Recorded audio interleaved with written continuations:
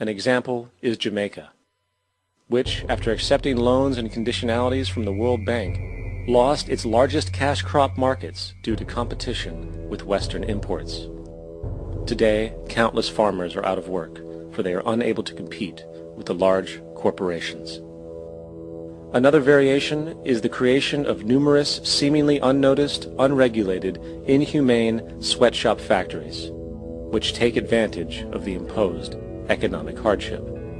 Additionally, due to production deregulation, environmental destruction is perpetual, as a country's resources are often exploited by the indifferent corporations while outputting large amounts of deliberate pollution. The largest environmental lawsuit in the history of the world today is being brought on behalf of 30,000 Ecuadorian Amazonian people against Texaco, which is now owned by Chevron. So today it's against Chevron, but for activities conducted by Texaco. Estimated to be more than 18 times what the Exxon Valdez dumped into the coast of Alaska. In the case of Ecuador, it wasn't an accident. The oil companies did it intentionally. They knew they were doing it to save money out there rather than arranging for proper disposal. Furthermore, a cursory glance at the performance record of the World Bank reveals that the institution, which publicly claims to help poor countries develop and alleviate poverty, has done nothing but increase poverty and the wealth gap, while corporate profits soar. In 1960, the income gap between the fifth of the world's people in the richest countries versus the fifth in the poorest countries was 30 to 1. By 1998, it was 74 to 1.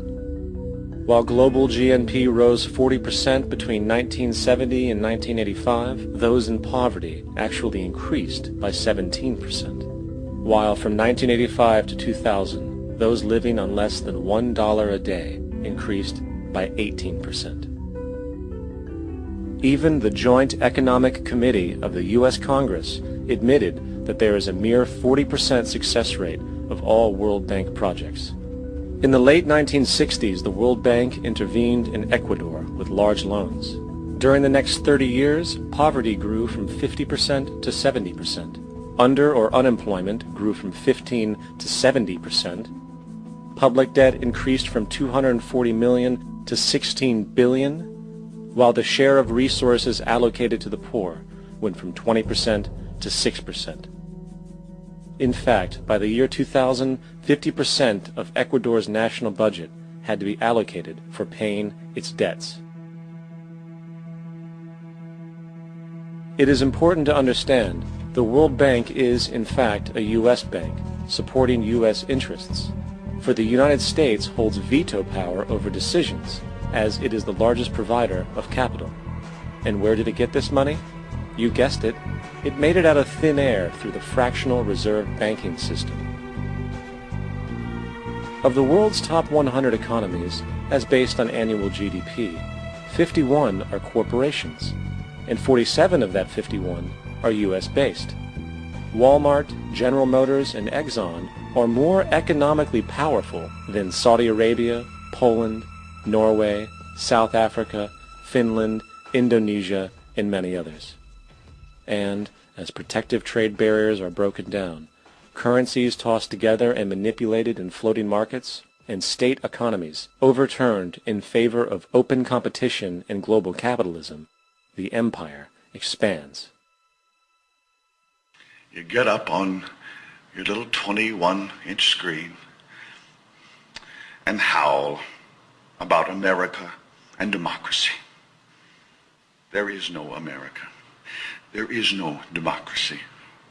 There is only IBM and ITT and AT&T and DuPont, Dow, Union Carbide, and Exxon.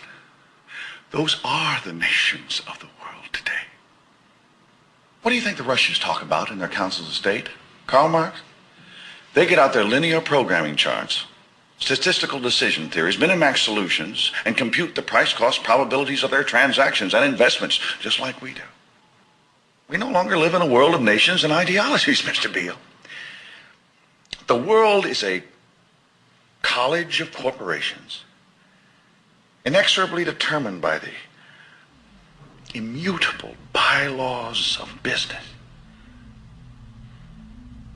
The world is a business, Mr. Beale.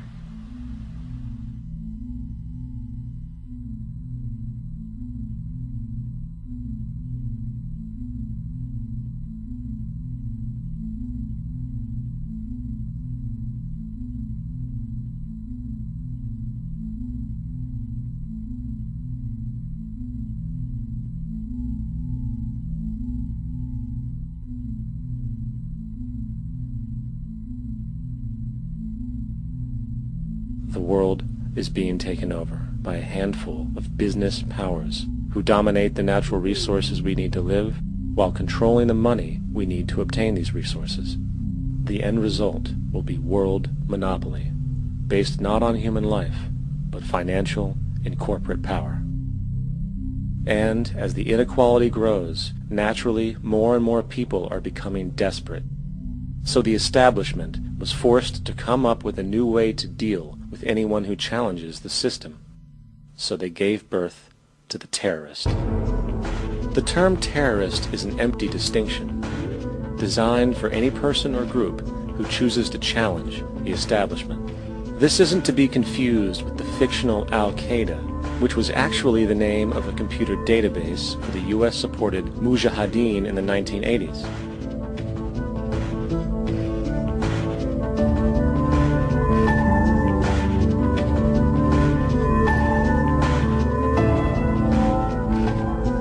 In 2007, the Department of Defense received $161.8 billion for the so-called global war on terrorism. According to the National Counterterrorism Center, in 2004, roughly 2,000 people were killed internationally due to supposed terrorist acts. Of that number, 70 were American. Using this number as a general average, which is extremely generous, it is interesting to note that twice as many people die from peanut allergies a year than from terrorist acts. Concurrently, the leading cause of death in America is coronary heart disease, killing roughly 450,000 each year. And in 2007, the government's allocation of funds for research on this issue was about $3 billion. This means that the U.S. government in 2007 spent 54 times the amount for preventing terrorism than it spent for preventing a disease which kills 6,600 times more people annually than terrorism does. Yet, as the name terrorism and Al-Qaeda are arbitrarily stamped on every news report relating to any action taken against U.S. interests, the myth grows wider. In mid-2008, the U.S. Attorney General actually proposed that the U.S. Congress officially declare war against the fantasy. Not to mention, as of July 2008, there are now over 1 million people currently on the U.S. terrorist watch list.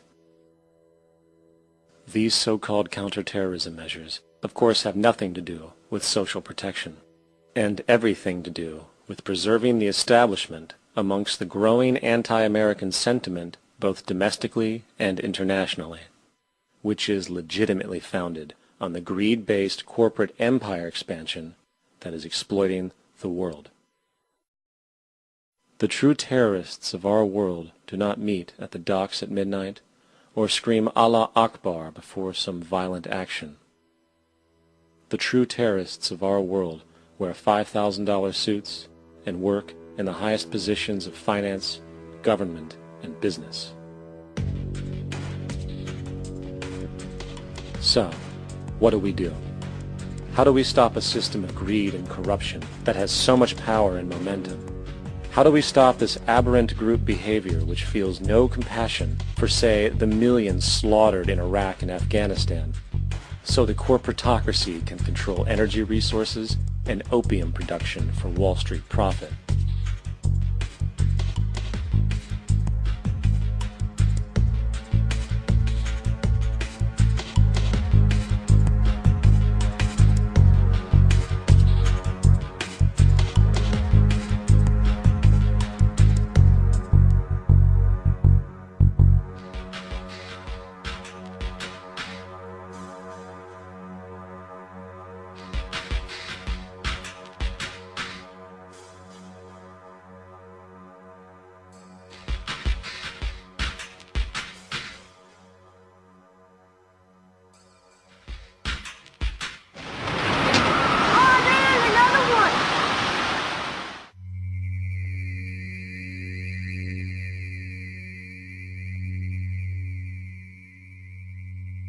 How do we stop a system of greed and corruption that condemns poor populations to sweatshop slavery for the benefit of Madison Avenue?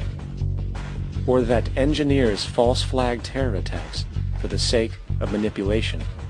Or that generates built-in modes of social operation which are inherently exploitative?